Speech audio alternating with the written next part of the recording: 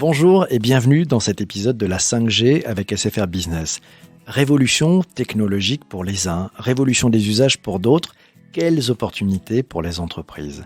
À quelles échéances? Quels sont les secteurs qui peuvent en tirer parti? Et que peut-on faire dès aujourd'hui alors que le déploiement de la 5G ne fait que commencer? Pour nous permettre d'y voir clair et pour nous donner les clés de compréhension de la 5G pour les entreprises, Peggy Demaison, directrice marketing chez SFR Business, est notre invitée dans ce premier épisode du podcast. Peggy, bonjour. On dit souvent que la 2G a développé la téléphonie mobile, les SMS et les premiers échanges machine to machine. C'était d'ailleurs le début. On est ensuite passé à la 3G, puis à la 4G. Peggy, qu'est-ce que la 4G nous a permis de faire ? La 4G, elle a permis le développement des plateformes de streaming music, comme par exemple Spotify, Deezer et les autres Apple Music, mais également les plateformes de vidéo, comme plus récemment Netflix, avec à chaque fois la promesse d'accéder à des contenus où que vous soyez. La 4G, elle a aussi permis bien de faire éclore des nouveaux services accessibles en situation de mobilité, qui ont transformé des pans entiers de marché, comme par exemple Uber, Airbnb ou Blablacar. La 4G, elle a également contribué à la montée en puissance d'acteurs historiques du web qui ont migré sur des apps comme Amazon, Le Bon Coin ou eBay. On a l'impression, avec la 5G, que les nouveaux usages sont à inventer et que le meilleur est à venir. Mais concrètement, quel est le calendrier et ça va se passer comment ? Alors concrètement, la 5G, elle va se déployer en 2 phases. La première phase, là, qui a démarré, on est en plein dedans, on est en train de déployer, c'est ce qu'on appelle la 5G non autonome ou non standalone. On va s'appuyer sur l'architecture du cœur de réseau 4G pour offrir jusqu'à 10 fois plus de débit versus la 4G. Et ensuite, il faudra attendre encore un peu pour bénéficier de la 5G qu'on appelle standalone ou autonome en français.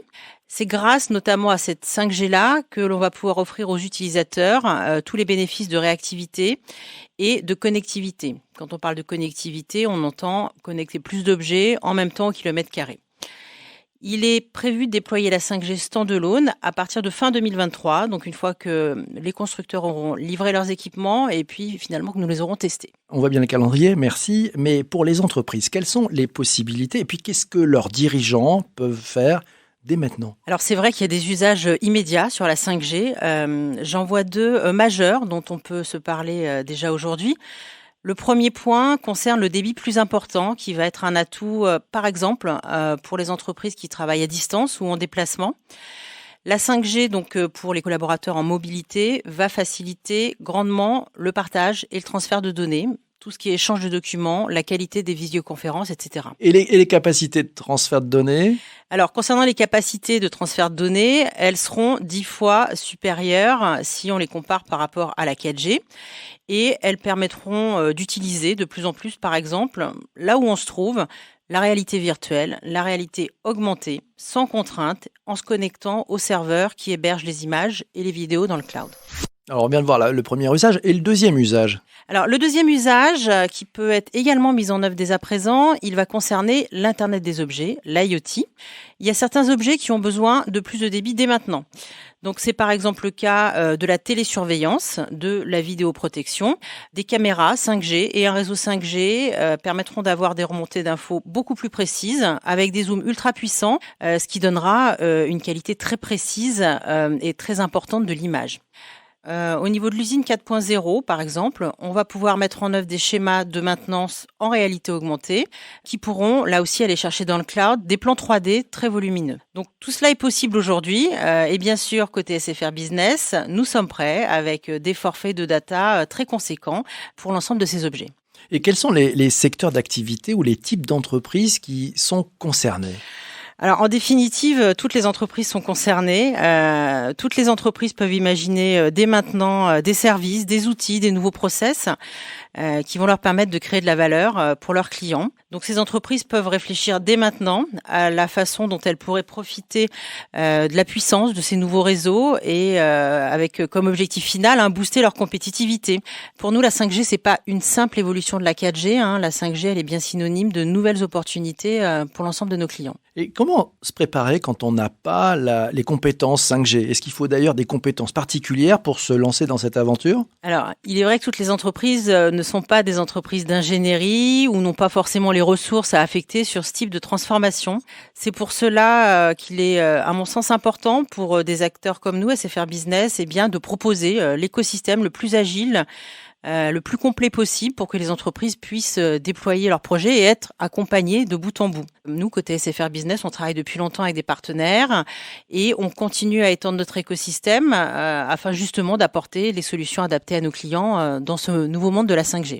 Et alors, autour d'un projet 5G, qu'est-ce qu'il y a comme élément à prendre en compte pour que ça fonctionne facilement? Sur la 5G, c'est vrai qu'il y a beaucoup de composantes. La première, c'est l'objet à connecter, évidemment. Alors, ça peut être un robot, ça peut être un thermomètre, une plateforme, des lampadaires aussi, pour les plus connus.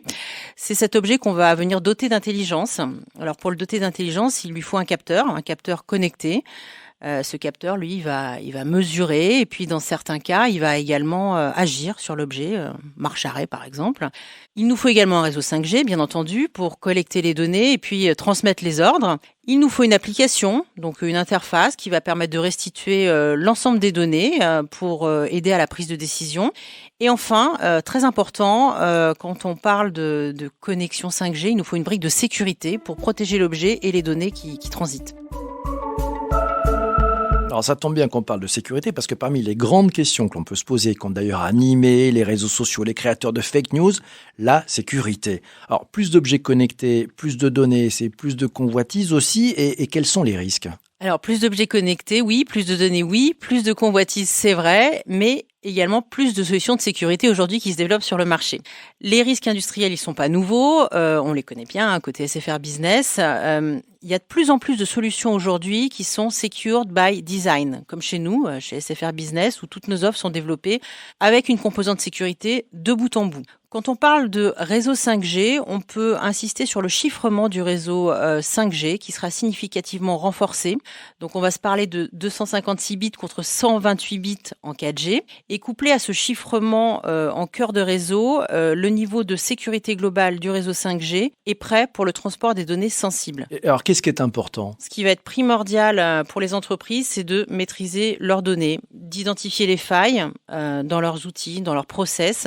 Il va être primordial pour eux de se prémunir des risques des vols de données. Il faudra pour eux apporter le bon niveau de sécurité au bon endroit dans le process industriel et surtout qu'ils soient en mesure de superviser l'ensemble de ce réseau 24 heures sur 24. Et que peuvent faire les entreprises dès maintenant? Alors, en termes de sécurité, les entreprises dès maintenant, et d'ailleurs, il faut souligner que beaucoup le font d'ailleurs, elles peuvent mettre en place des solutions de sécurisation de leur SI, de leur réseau, de leurs données, d'accès à leurs données également en situation de mobilité, c'est très important. La 5G, finalement, s'intégrera dans le prolongement de cette politique de sécurité et de surveillance mise en place.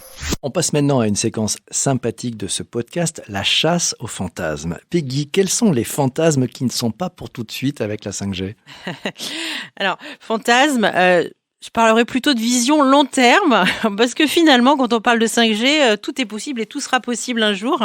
On parle aujourd'hui beaucoup de la voiture autonome et c'est vrai qu'il y a beaucoup de constructeurs qui se sont lancés dans ce réseau.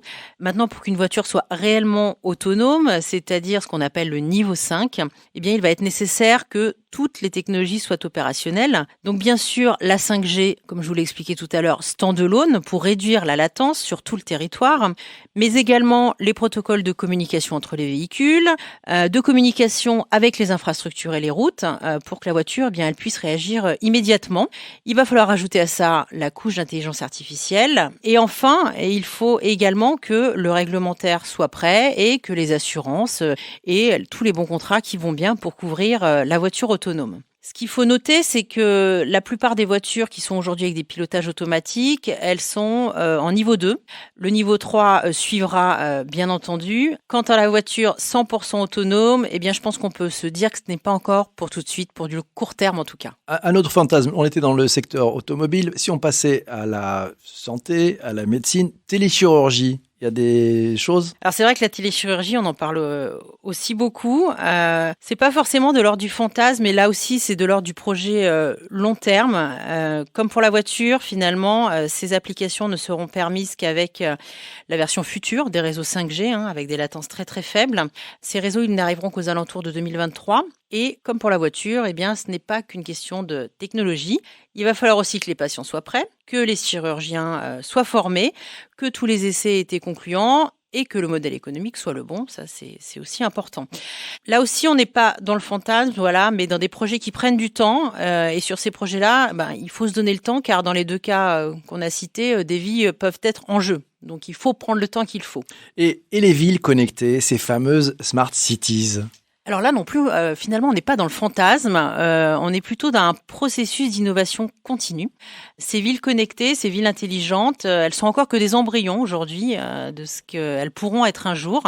Les possibilités, elles sont immenses et tout ça, ça contribuera à mieux protéger les citoyens, mieux réguler la ville, par exemple réduire les consommations énergétiques, réguler la circulation dans la ville, faciliter les démarches administratives, diffuser rapidement les infos, etc. Donc absolument tous les domaines et activités d'une ville seront concernés. Merci beaucoup Peggy pour toutes ces informations et pour votre éclairage. Cet épisode de la 5G avec SFR Business est maintenant terminé.